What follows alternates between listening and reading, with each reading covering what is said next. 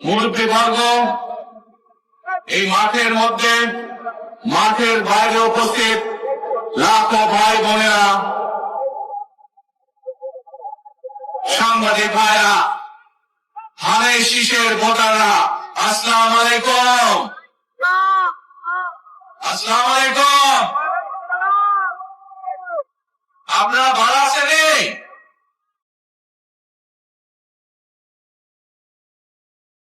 আলহামদুলিল্লাহ।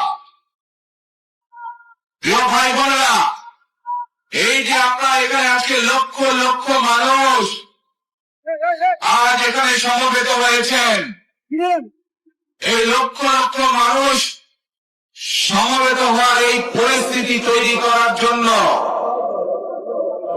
হাজারো মানুষ প্রাণ বিসর্জন দিয়েছে গত 15 বছর।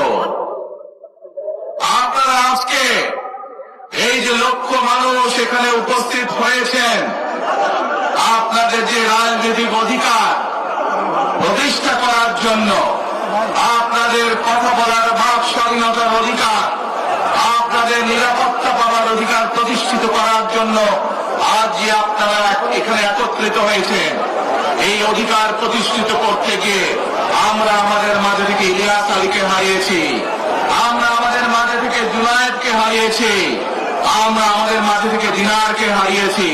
সারা বাংলাদেশে গত 15 বছর 16 বছরে যারা এই দেশ থেকে পালিয়ে গিয়েছে 1 বছর আগে, তারা যখন এই দেশের মানুষের টুটি চেপে ধরেছিল, তারা এই দেশের মানুষের বাক স্বাধীনতা কেড়ে নিয়েছিল, তারা এই দেশের মানুষের ভোটের অধিকার কেড়ে নিয়েছিল, তারা শুধু ভোটের অধিকার কেড়ে নিয়েই সন্তুষ্ট থাকেনি, তারা শুধু সাধারণ মানুষের কথা বলার অধিকার কেড়ে নেই সন্তুষ্ট থাকে নাই, তারা ইলিয়াস আলী, জুনায়েদ, দিদারের মতন শত হাজারো মানুষকে তারা হত্যা করেছিল সেদিন। তারা বাংলাদেশের লক্ষ লক্ষ বিএনপি সহ লক্ষ লক্ষ সাধারণ মানুষকে গুম খুনের মামলা দিয়ে জর্জরিত করেছিল। প্রিয় ভাই বোনেরা, আমরা দেখেছি বিগত 15-16 বছরে উন্নয়নের নাম করে কিভাবে দেশের মানুষের সম্পদ লুটপাট করে বিদেশে পাচার করে দেওয়া হয়েছে। আজকে এই যে ঢাকা থেকে সিলেট বা সিলেট থেকে ঢাকার যে মহাসড়ক, 2005 সালে আমি এসেছিলাম, সুনামগঞ্জে বন্যা হয়েছিল, আমার আসতে আসতে লেগেছিল 4.5 ঘন্টার মতো, কিন্তু আজ আমরা দেখি 10 ঘন্টার মতন সময় লাগে। সিলেটের এই পুণ্যভূমির মানুষ, বহু মানুষ আছেন যারা লন্ডনে যাতায়াত করেন, লন্ডন যেতেও এত সময় লাগে না প্লেনে করে যেতেও। এই হচ্ছে আজকে উন্নয়নের ফিরিস্তি। প্রিয় ভাই বোনেরা, গত 15-16 বছরে আমরা দেখেছি কিভাবে একের পর এক নির্বাচনে ব্যালট বাক্স ছিনতাই হয়েছে, কিভাবে অনিদানি নির্বাচন হয়েছে, কিভাবে নিশিরাতের নির্বাচন হয়েছে, এবং এই নির্বাচনগুলোর মাধ্যমে, তথাকথিত নির্বাচনের মাধ্যমে বাংলাদেশের মানুষের ভোটের অধিকার তথা রাজনৈতিক অধিকারকে কেড়ে নেওয়া হয়েছিল। আজ আমরা এখানে একত্রিত হয়েছি, সেই মানুষগুলো জীবনের বিনিময় যারা আমাদের সকলের জন্য রাজপথে নেমে এসেছিল। আমরা আজ এখানে একত্রিত হতে পেরেছি সেই মানুষগুলোর ত্যাগের বিনিময়ে যারা বিভিন্নভাবে নির্যাতিত হয়েছে, অত্যাচারিত হয়েছে, পঙ্গুত্ব বরণ করেছে। 2024 সালের 5ই আগস্ট ছাত্র জনতার অভ্যুত্থানের ভিতর দিয়ে বাংলাদেশের মানুষ 71 সালে যেভাবে দেশকে স্বাধীন করেছিল, 2024 সালের 5ই আগস্ট সেই স্বাধীনতাকে বাংলাদেশের মানুষ রক্ষা করেছে তাদের অধিকারকে প্রতিষ্ঠিত করার জন্য। প্রিয় ভাই বোনেরা, এখানে বহু মুরব্বী উপস্থিত আছেন, যারা কালের সাক্ষী শহীদ রাষ্ট্রপতি জিয়াউর রহমানের সময় কিভাবে দেশে বহুদলীয় গণতন্ত্র রচিত হয়েছে। বহু ভাই বোনেরা কালের সাক্ষী দেশ নেত্রী খালেদা জিয়ার সময় কিভাবে দেশে সংসদীয় গণতন্ত্রের ভিত্তি রচনা করা হয়েছিল। প্রিয় ভাই বোনেরা, একটু আগে আমরা বলেছি, আমি আমার বক্তব্যে বলেছি, ঢাকা সিলেট মহাসড়কের উদাহরণ দিয়ে যে কিভাবে এই দেশের তথাকথিত উন্নয়ন করার নামে দেশ থেকে মানুষের অর্থ লুটপাট করে নিয়ে যাওয়া হয়েছে।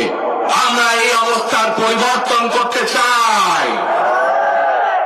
প্রিয় ভাই বোনেরা, আপনারা কি আমার সাথে আছেন এই অবস্থার পরিবর্তন করতে? আলহামদুলিল্লাহ। প্রিয় ভাই বোনেরা, আমরা সারা বাংলাদেশের কৃষক ভাইদের পাশে দাঁড়াতে চাই। যদি ইনশাল্লাহ আপনারা আগামী 12 তারিখে ধানের শীষকে জয়যুক্ত করেন, জয়যুক্ত করতে পারেন, আমরা ইনশাল্লাহ সারা বাংলাদেশের কৃষকদের পাশে তাহলে দাঁড়াতে পারবো। আমাদের চান কৃষক ভাইদের পাশে? আলহামদুলিল্লাহ। প্রিয় ভাই বোনেরা, আমরা দেখেছি শহীদ রাষ্ট্রপতি জিয়া রহমানের সময় এইভাবে খাল খনন করা হয়েছিল সারা বাংলাদেশে, এবং সেই খাল খনন করার মাধ্যমে কৃষকদের সেচ সুবিধা সহ মানুষের পানির সমস্যার সমাধান হয়েছিল। জানেন আপনারা যে খাল খনন নিয়ে কে কে জানেন? কে খাল খননের কথা শুনেছেন? এই তো হাজারো মানুষ হাত তুলেছে। প্রিয় ভাই বোনেরা, বিএনপি ইনশাল্লাহ 12 তারিখের ভোটে নির্বাচিত হলে আমরা আবার খাল খনন কর্মসূচি শুরু করতে চাই। সারা দেশে, সিলেটের মানুষ সারা দেশে খাল খনন শুরু করতে চাই। কারা কারা খাল খনন করতে চান? আলহামদুলিল্লাহ। আমরা দেশে খাল কাটবো, দেশের নদীতে পানি নিয়ে আসবো, খালে দিলে পানি নেবো। কেন? আপনাদের মনে আছে কয়েক বছর আগে কিভাবে ওই পাশ থেকে পানি ছেড়ে দেওয়া হয়েছিল, সারা সিলেট শহর ভেসে গিয়েছিল বন্যার পানিতে, মনে আছে? সেজন্যই আমরা বলেছি একটি কথা, আমরা দেখেছি গত 15-16 বছর কিভাবে এই দেশকে অন্য দেশের কাছে বন্ধক দিয়ে দেওয়া হয়েছিল। সেজন্যই আমি বলেছি, দিল্লি নয়, দিল্লি নয়, নয় অন্য কোনো দেশ, সবার আগে বাংলাদেশ। প্রিয় ভাই বোনেরা, আমি আরেকটি কথা বলেছিলাম, যখন স্বৈরাচার এই দেশের মানুষের ঘরে চেপে বসেছিল, সেই কথাটা ছিল টেক ব্যাক বাংলাদেশ। মনে আছে? যে আমরা টেক ব্যাক বাংলাদেশের অর্ধেক পথে, হাফ পথে এসে দাঁড়িয়েছি, অর্ধেক পথে এসে দাঁড়িয়েছি।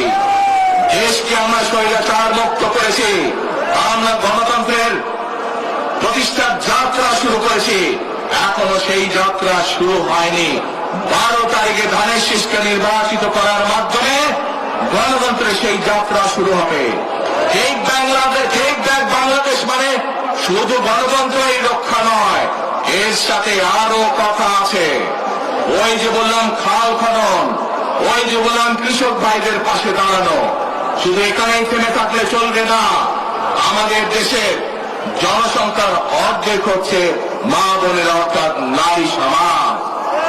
এই মা বোনদের কাছে আমরা নির্বাচিত ইনশাল্লাহ 12 তারিখে ধানের শীষ নির্বাচিত হলে আমরা তাদের কাছে তাদেরকে স্বাবলম্বী করে গড়ে তোলার জন্য, এখানে আপনাদের যাদের সংসার আছে জানেন, স্বামী স্ত্রী দুইজনে মিলে সংসার সুন্দর হয়, যাতে আমাদের মায়েরা আপনাদের পাশে, বোনেরা আপনাদের পাশে থেকে সংসারকে সচ্ছলভাবে গড়ে তুলতে পারেন।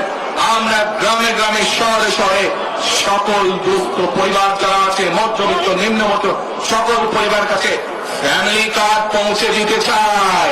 এই ফ্যামিলি কার্ডের মাধ্যমে আপনার পরিবার, আপনার মা বা আপনার স্ত্রী, আপনার বোনের মাধ্যমে আপনার পরিবার সহযোগিতা পাবে। কিন্তু এই ফ্যামিলি কার্ডকে যদি বাস্তবায়ন করতে হয় তাহলে কি করতে হবে? কি করতে হবে? ধানের শীষকে জয়যুক্ত করতে হবে। পারবেন ইনশাল্লাহ। প্রিয় ভাই বোনেরা, কৃষক ভাইদেরকে যেমন কৃষি কার্ড দিতে চাই আমরা সহযোগিতা করার জন্য, মা বোনদেরকে দেশনেত্রী খালেদা জিয়া যখন দেশ পরিচালনার দায়িত্বে ছিলেন মা বোনদেরকে বিনামূল্যে শিক্ষার ব্যবস্থা করে দিয়েছিলেন, মনে আছে?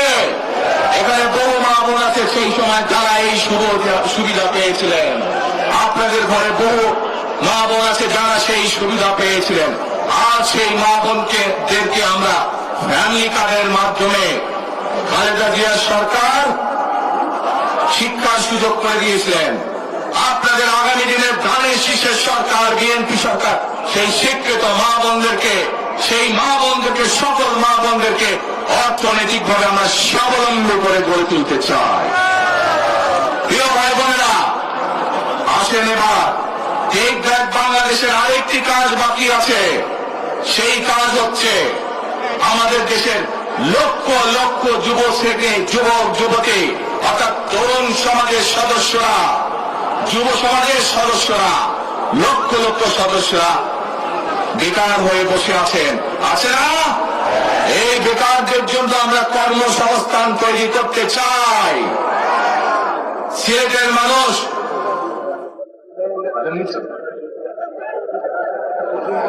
আদানটা হচ্ছে, আদান তো শেষ হয়ে যাবে।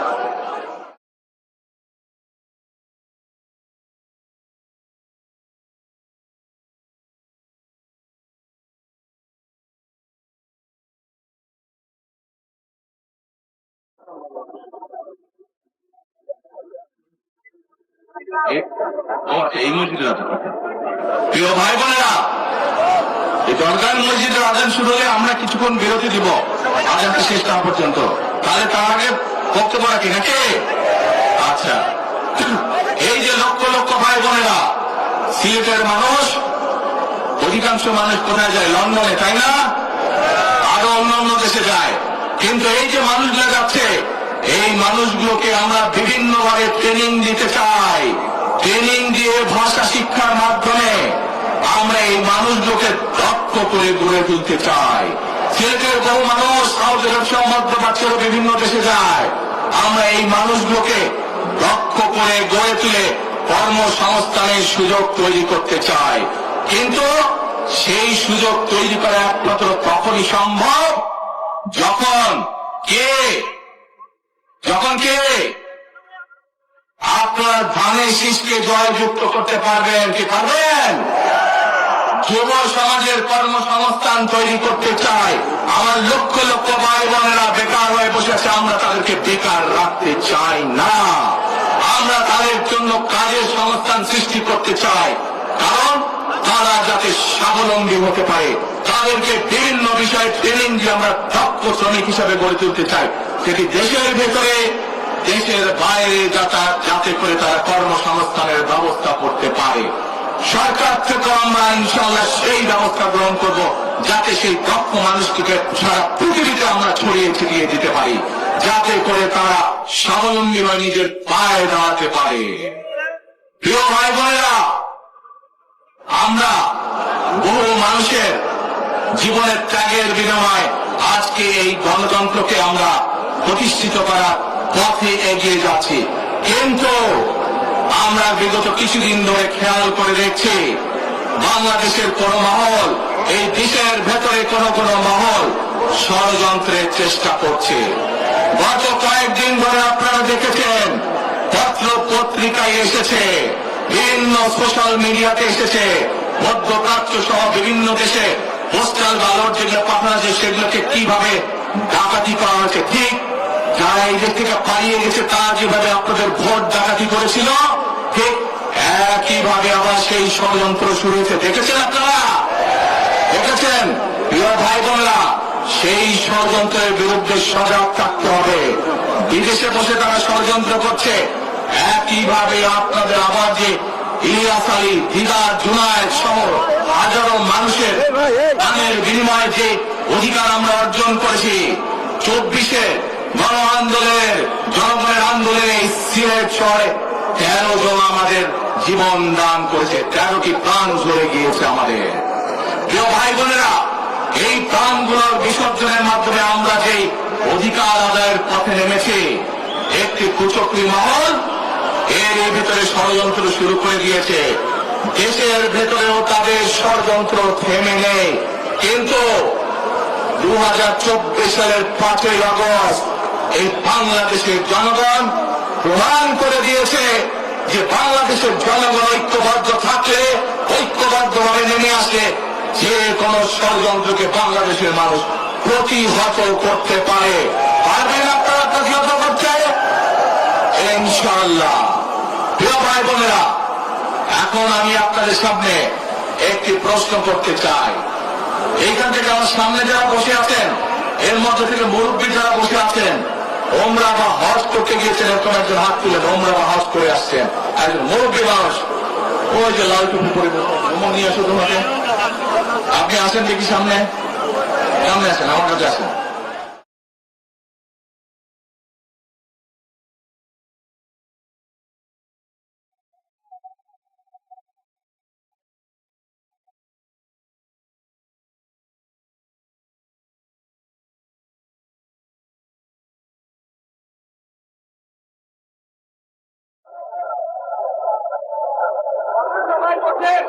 বসেন, আপনারা বসেন, উনি এখন মঞ্চে উঠবে, আপনারা সবাই দেখতে পারবেন কে মানুষটা।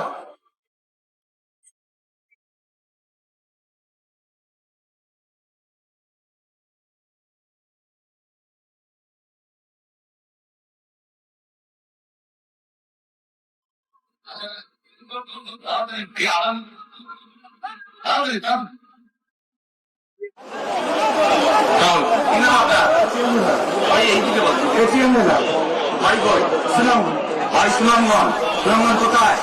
এই সুনামগঞ্জের মানুষ আছে এখানে? আপনাদের মানুষ? আচ্ছা, এখন বলেন কবে গেছিলেন আপনি? হজে উমরায় গেছিলেন? এখন আমাকে বলেন, আপনি তো উমরা হজ করেছেন, আপনি কাবা শরীফে গেছেন, কাবা শরীফের মালিককে জোরে বলেন আল্লাহ। কাবা শরীফের মালিককে আল্লাহ। আল্লাহ। আমরা মুসলমান সবাই এই দিন দুনিয়ার, আমরা যে পৃথিবী দেখি, পৃথিবীর মালিককে আল্লাহ। এই সূর্য নক্ষত্র যা দেখি তার মালিককে আল্লাহ। বেহেশতের মালিককে আল্লাহ। দোজখের মালিককে আল্লাহ। আপনারা সকলেই সাক্ষী দিলেন, দোজখের মালিক আল্লাহ, বেহেশতের মালিক আল্লাহ, এই পৃথিবীর মালিক আল্লাহ, কাবার মালিক আল্লাহ। আরে ভাই, যেটার মালিক আল্লাহ সেটা কি অন্য কেউ দেওয়ার ক্ষমতা রাখে? রাখে না। তাহলে কি দাঁড়ালো? নির্বাচনের আগেই একটি দল এই দিব ওই দিব বলছে, টিকিট দিব বলছে না? এটার মালিক মানুষ না, সেইটার কথা যদি সে বলে, সেরেকি করা হচ্ছে, হচ্ছে না?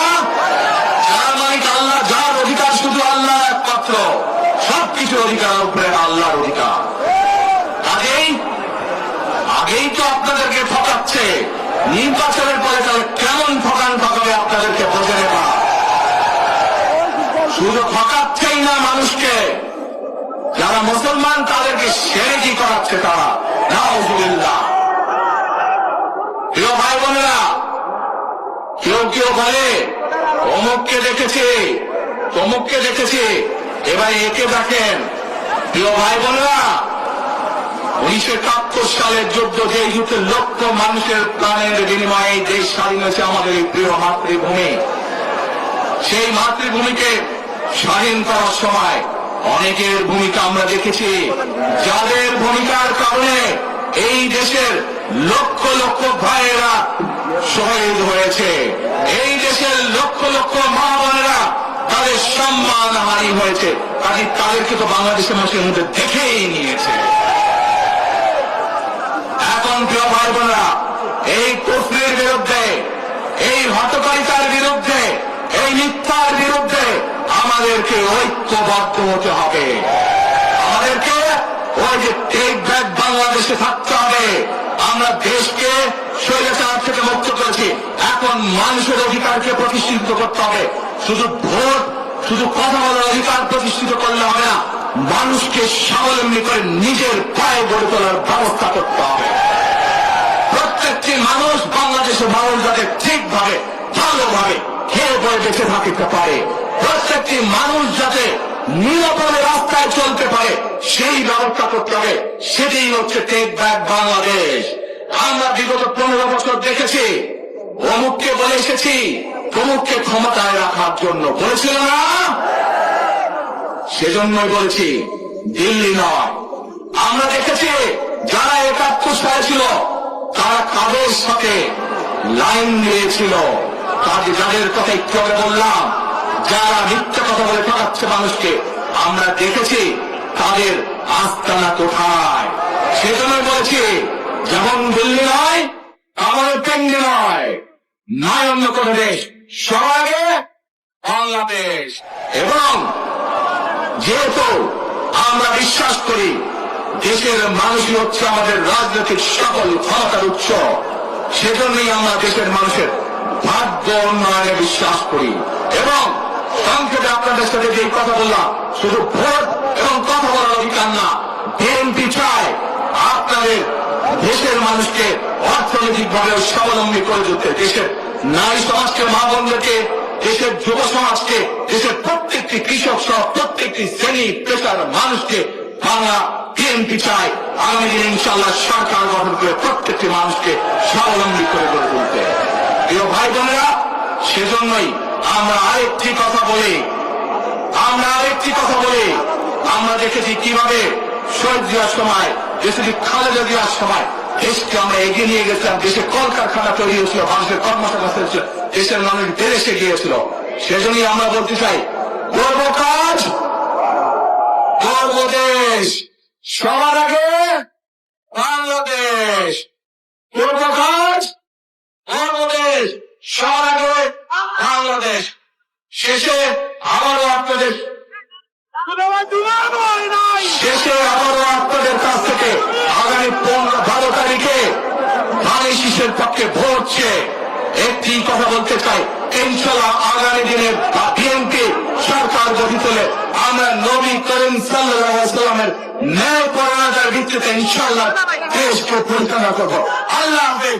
বাংলাদেশ জিন্দাবাদ, বাংলাদেশ জিন্দাবাদ। আল্লাহ হাফেজ।